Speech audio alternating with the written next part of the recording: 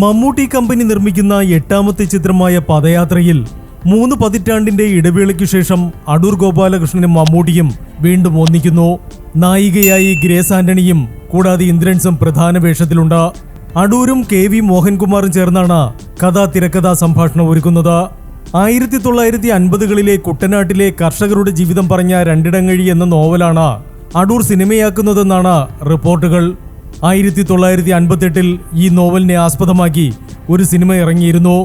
രണ്ടിടങ്ങഴിയാണ് സിനിമയാകുന്നതെങ്കിൽ ഇത് നോവലിനെ പശ്ചാത്തലമാക്കിയുള്ള 2ാമത്തെ സിനിമയാണ്. 1994ൽ ഇറങ്ങിയ വിധേയനു ശേഷം 31 വർഷങ്ങൾക്കിപ്പുറമാണ് മമ്മൂട്ടിയും അടൂർ ഗോപാലകൃഷ്ണനും ഒരുമിച്ച് സിനിമ ചെയ്യുന്നത്. വിധേയനിലെ ഭാസ്കര പട്ടേലറിന് മമ്മൂട്ടിക്ക് ദേശീയ പുരസ്കാരം ലഭിച്ചിരുന്നു.